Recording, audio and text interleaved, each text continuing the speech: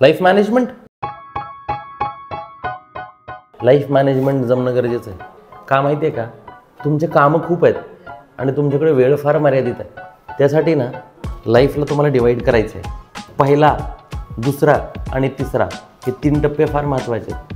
पहिल्या टप्प्यामध्ये तुमची पर्सनल लाईफ असली पाहिजे, दुसऱ्या टप्प्यामध्ये तुमची सोशल लाईफ असली पाहिजे आणि तिसऱ्या टप्प्यामध्ये तुमची प्रोफेशनल लाईफ असली पाहिजे. पहिल्या टप्प्यामध्ये तुम्ही टकाटक असणं गरजेचं आहे.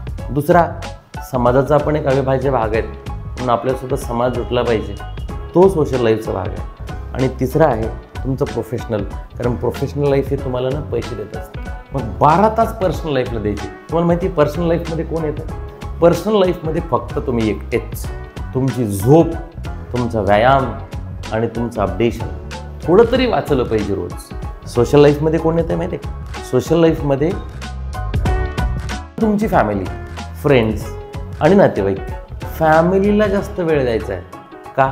कारण तुम्ही मेल्यानंतर त्यांना जास्त फरक पडणार आहे. मोठी माणसांना फार 2-3 मित्र असतात. एकदा तुमचे मित्र वाढले ना तुमचं वाटोळं झालं विनाकारण.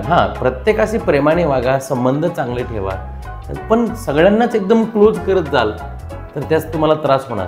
कारण आपण प्रत्येकाला वेळ नाही देऊ शकत आणि नातेवाईकांना जास्त वेळ द्यायची गरज नाही. कारण ज्यांनी नातेवाईकांना जास्त वेळ दिला त्यांना नातेवाईकांनी ताणच दिला.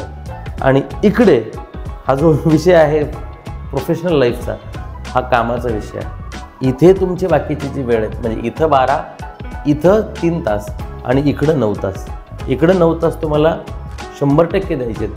कारण इथल्या 9 तासावर तुमचं अर्थशास्त्र चालतं आहे. तुमचं अर्थशास्त्र बिघडणार आहेत फक्त इथं कॉम्प्रोमाइज केल्यानंतर. इथं 9 तास असे द्यायचे आहेत की तिथंही आपली त्या कामाच्या ठिकाणी नोंद झाली पाहिजे. म्हणून हे लाईफ मॅनेजमेंट एकदा जर तुम्हाला जमलं तर time management is the life management.